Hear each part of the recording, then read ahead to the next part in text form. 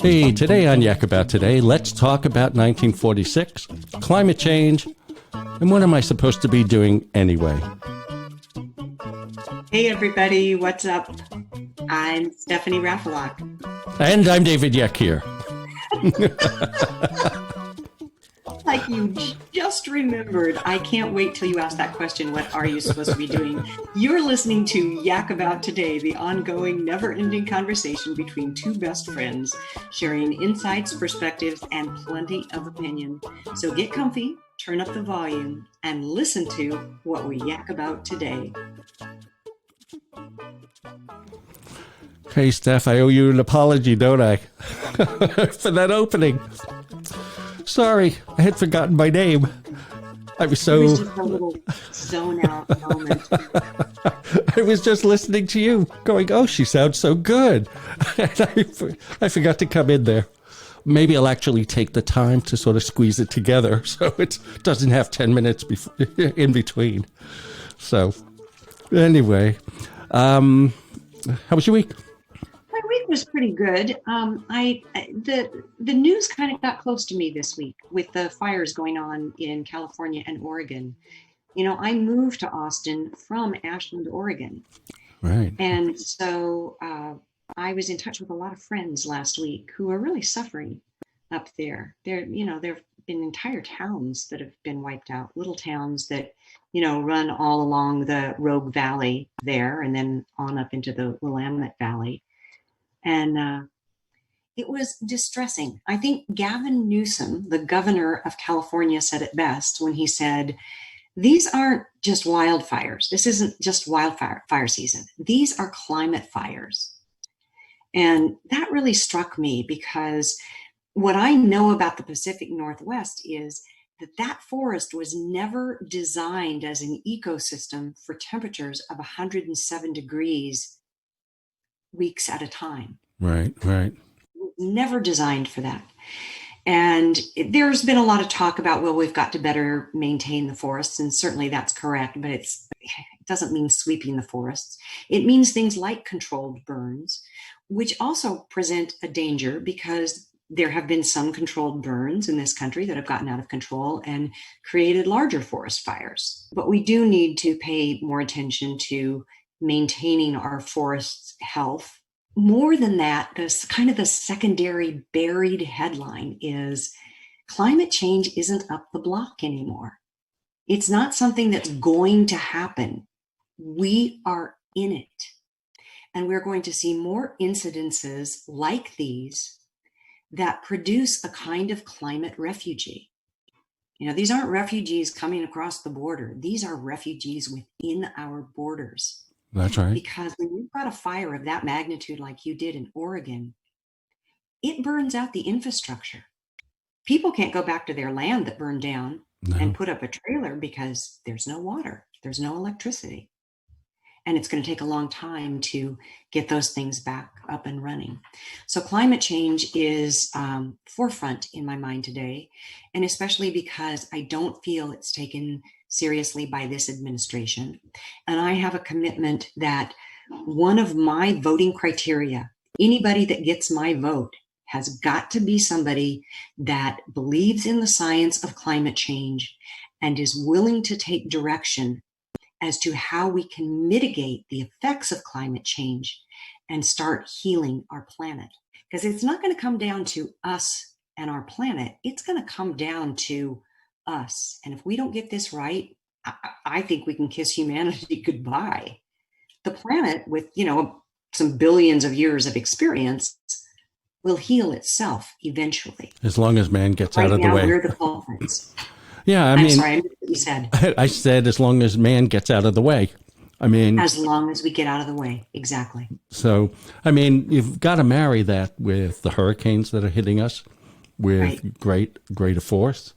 They did an analysis of the oceans rising. There are a couple of, icebergs breaking apart up in the Antarctica, and they say could add 10 feet. 10 feet of a rising water level takes away Miami in its entirety. It also, actually, also Washington, D.C., and probably half of Manhattan. Yeah. Unless we do something to, protect those areas. And I don't know. I mean, all these people that talk about their children and their children's welfare should be thinking about this. Things are going to get worse before they get better. And it's not as if only we in this country have to be aware of it, but the whole world has to come together. And in this time, we're the outcast because we're the only one that dissed the Paris Climate Treaty. So it's a difficult subject. I don't treat it lightly. I'm with you. You don't more than believe in it. I got to know that if you're electing somebody, they can play some role in the solution.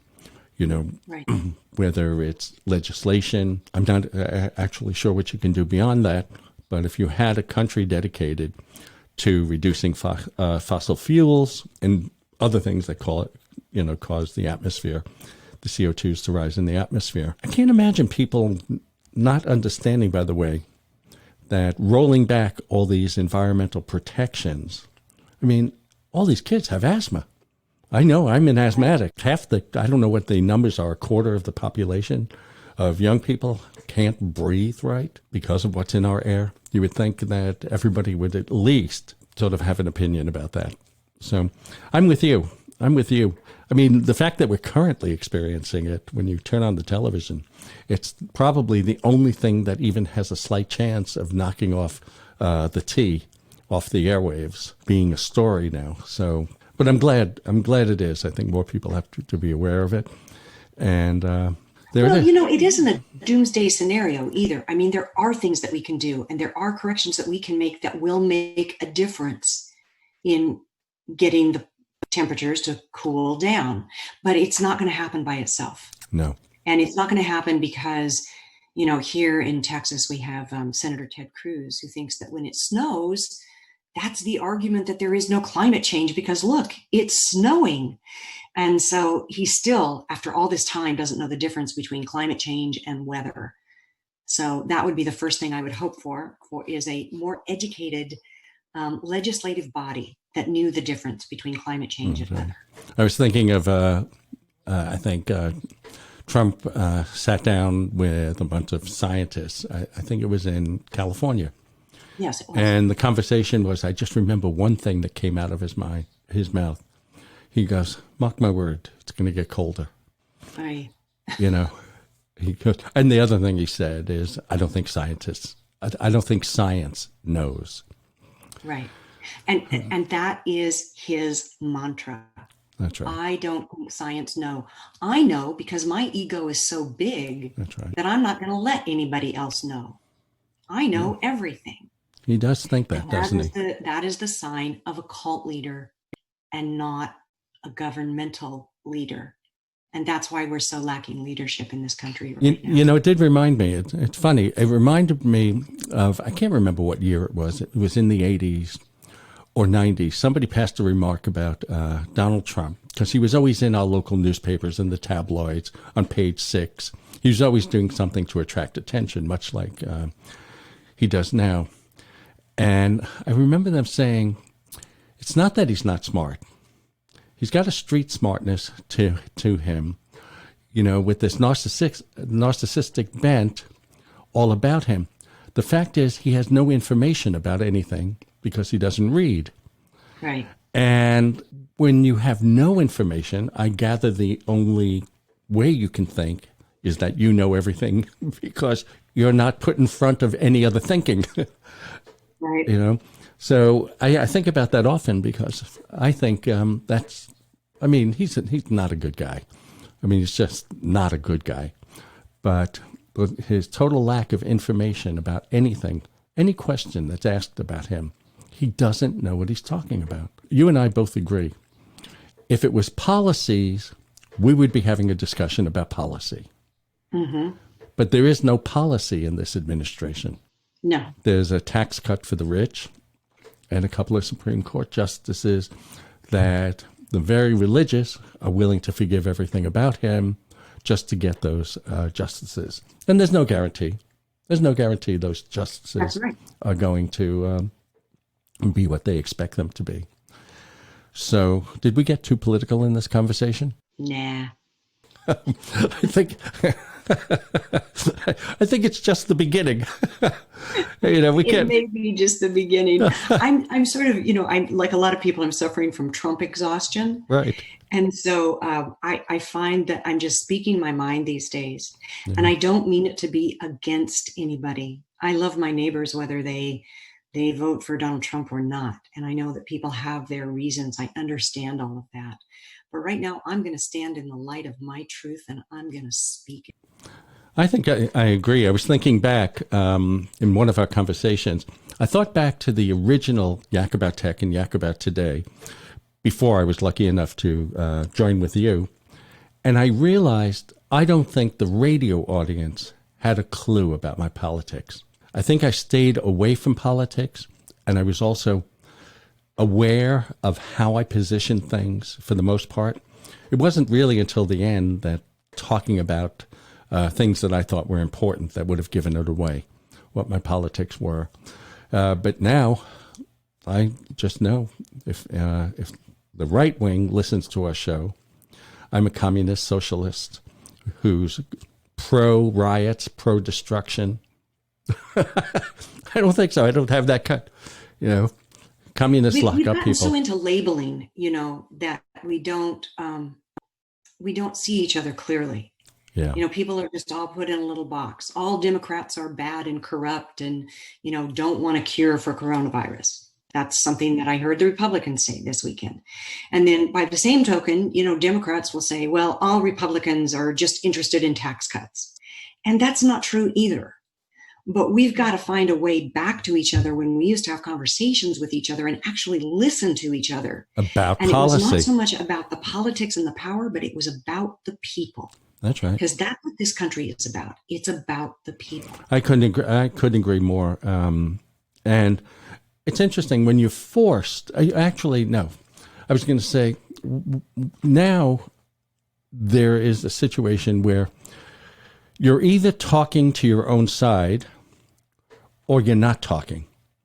So I live in what I assume is probably 70% Republican in my particular circle. And there are about, 4 houses that are Democratic houses. But nobody is sharing. Nobody is talking to one another.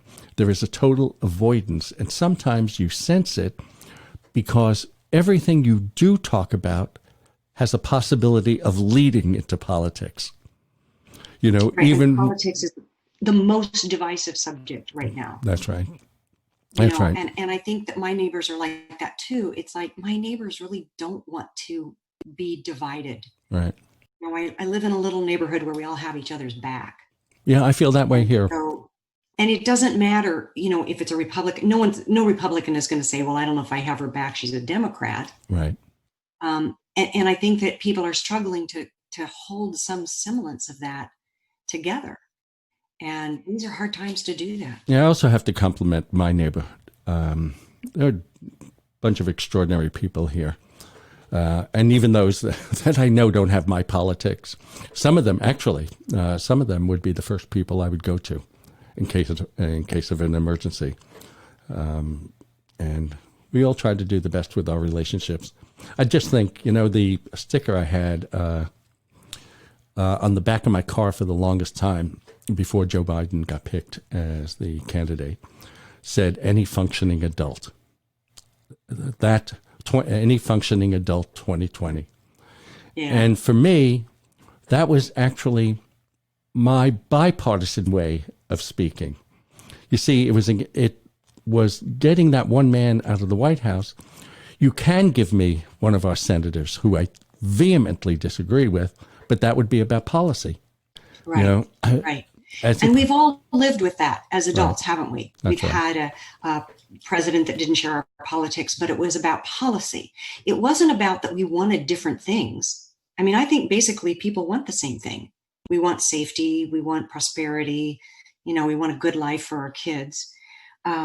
It's just how we get there is where we sometimes disagree. That's the policy argument. But this is beyond the policy argument, this whole thing with Trump. This goes into the area of moral compass.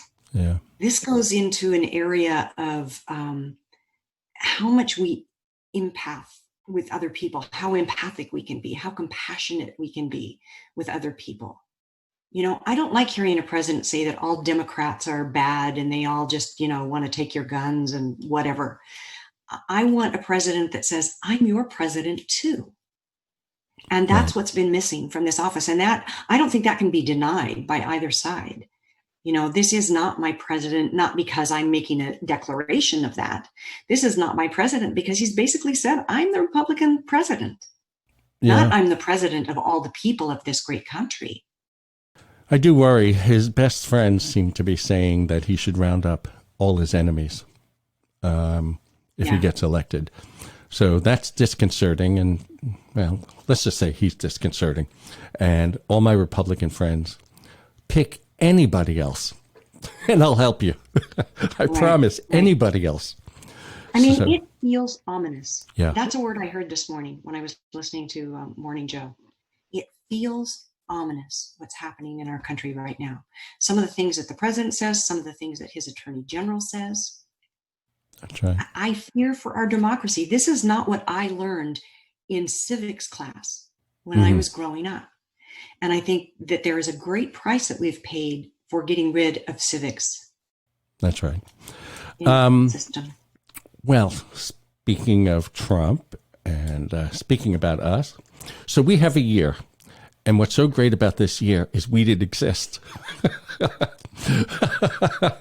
We weren't around. We were glimmers. But it's such an interesting year because it's 1946, which is the first year of the baby boomers, which means these people listed who were born that year are all the first people who started creating everything we were.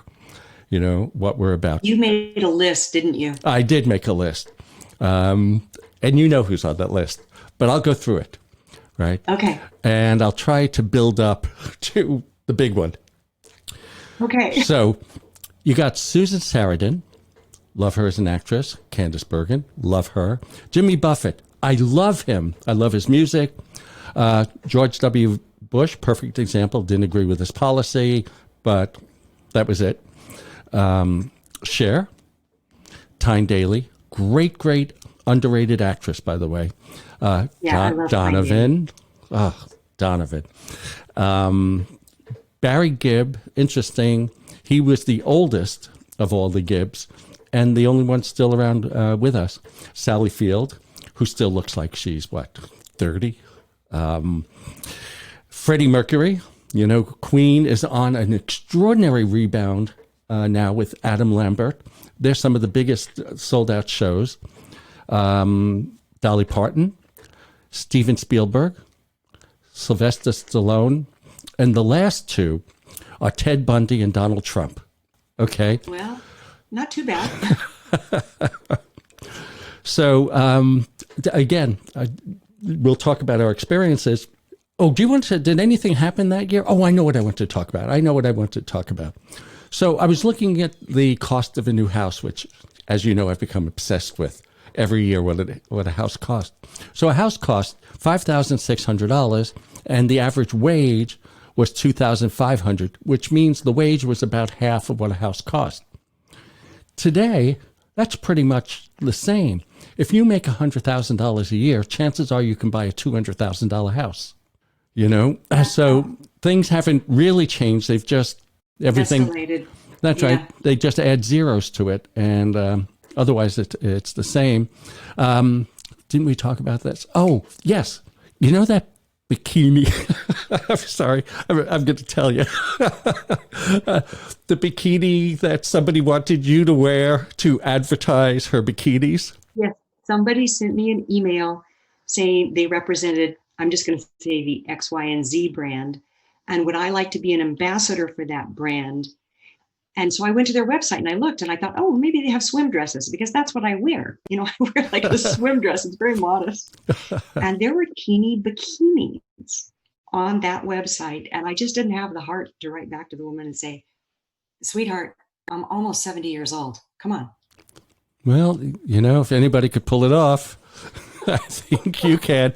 So the bikini was designed by Louis Reard, a Frenchman, and named it after the atomic testing site at the Bikini Atoll. So it's amazing to me that the bikini was developed in 1946. It seemed, because I became aware of it in 64, it made headlines. Right. But the fact that somebody was thinking of the bikini in 1946, it's like, who was buying the bikini in 1946? So the United Nations Children Emergency Fund, UNICEF, started that year. The highlight of the year, obviously, was Tupperware. MENSA, the Mensa Society for Highly Intelligent People, was created. I went to a meeting. They threw me out. Let's say BBC Television started. The Cannes Film Festival started. So those are the big things. And as far as my life, my mom and dad met as he left the war. She left him, thought he was dull, met another guy, thought he was dull, went back to the original guy, married him. So that's my that's my knowledge about 1946. 1946, I had a brother that was alive. I don't know if my sister was born yet. I think she was. And my dad had been in Germany in 1945 after the war, but it was still a dangerous place. So my mom and brother and sister were at some army base in Georgia, I think, waiting for him to come home. And I know these things because I read them in my brother's baby book. I don't know if mothers keep baby books anymore, but that was a really big thing. That's right. In the 40s and 50s was that and the you little had a baby shoes book and you wrote down baby's first tooth and the date and baby's first word. And there were some pictures and stuff. And by the time I was born, my baby book was very thin compared to my siblings. Right. Did you have baby shoes hanging over the dashboard of the car? Didn't they used to dip them in bronze? I was always jealous. There were kids that I knew when I was growing up that had the bronzed baby shoes. And I was always jealous that somebody had bronzed their baby shoes because I did not have bronzed baby shoes. Of course, the other thing is I hardly ever wore shoes. I was barefoot most of my childhood. Yeah, that makes sense. Where did you were in Colorado back then, right? Colorado, yeah. Yeah, and you had land? Well, we didn't have land, but I just couldn't keep my shoes on. Right. It didn't matter to me if it was concrete or not. I just couldn't keep my shoes on. We had a bush in front of our apartment building in Brooklyn. Yeah, there you go. That's I took off my shoes and I stuck my feet in the bush. Actually, we spent all our summers upstate New York. So a little word to us is we are so over the radio part of this that we'll continue anyway. And I'll see where everything goes later. So I've been thinking. Oh, my. What have you been thinking, David? So, I think a lot of people, I've got a big birthday coming up, another milestone. Mm-hmm. And milestones never really meant anything to me. I guess, I'm one of those few people that used to celebrate in the middle, like on the fives, because once it was hit the fives, you were already to the next zero. People would say to you, before the five, let's say you're 54, you would sit there and go, oh, I'm in my early 50s. The minute you turn 55, you're going, I'm almost 60. There's a funny psychology there. But this is a 0 year for me. And it's sort of, people think in either the past or the future. And a lot of people are reminiscing, looking back, and we do it too. We talk about it all the time. But at this point, I was thinking about the future, now, moving forward, age, mortality, that type of thing. And all of a sudden I woke up, I think this was about a week or two, and I said, what am I supposed to be doing with myself? All these options. It's funny when you don't have to raise kids and you don't have to go to the office every day and really work on building a career. What do? Your choices are do nothing, play golf, be a philanthropist, travel, maybe play mahjong and cards every Thursday, or start another company or do some good. When I look around my friends, the other ones besides you, because you're at the top of the list, some of my friends and family chose to buy a really great recliner and a 65-inch TV. And some take part-time jobs. Some do play golf. Some fritter away repainting their house and fixing up the rooms and cleaning out the garages. And some nap all day. One in particular I know writes books. So I wonder how you decide. So I've decided these things. I want to do good, but I want to relax and take easy. I want to do whatever I want, but I'm desperately feeling like I need to start a company. So I've been a serial entrepreneur for years and years, and that's really all I know. I have this nervous energy that I'm not using, but since that's the only thing I know, I keep doing it. I'm trying to play a role in the community. Our show is increasingly important. I just would never, ever do the show without you, ergo the note you sent me about trying to relieve me of some stress. So, but something happened. And this is what you were referring to. I'm overwhelmed in a way that I've never experienced before. In a time that I shouldn't be, and I should be at the opposite end of the spectrum. Picture this. I'm lying on a leather couch in a very homey office, dimly lit. You're sitting across from me on a chair with a bulletin board, taking notes. And I ask you, is this just age? Am I wiser, but less capable? And now my therapist is supposed to answer. Oh my gosh. That's the question. I'm hoping you'll answer my life's question. Wiser and just like getting less capable. I don't think it's capability though. It has to do with the energy, that you lose some energy as you age. And so one has to prioritize, right? I mean, that's, it's the struggle I have because I love being engaged with the world. I get out like you. Something we have in common, we walk every single day. And I'm engaging with my neighbors and the other dogs. And I love to hike and I love to walk. I write. I have another book coming out August 24th, and I'm suffering from manuscript fatigue, which is not quite the same as Trump fatigue, but manuscript fatigue is like, I think, oh God, I don't know that if I can do this again. I just don't know. But I feel that way, I felt that way 10 years ago when I would get to the end of a book. So I was going to say, that's the sort of the physical part of it. And I think there's, let me see if I can articulate this. I find that mentally, I have a more difficult time multitasking. When I'm on something, it takes me longer to achieve whatever it is I'm working on. And I used to be able to have multi-focus, and I find that I really need to concentrate very heavily on a particular thing I'm working on. Also, I find that I have brain ache, which is not a headache, really. You know what I mean? It's when your brain is just going, I have to stop thinking. Give me a drug. Do anything to stop this brain from going.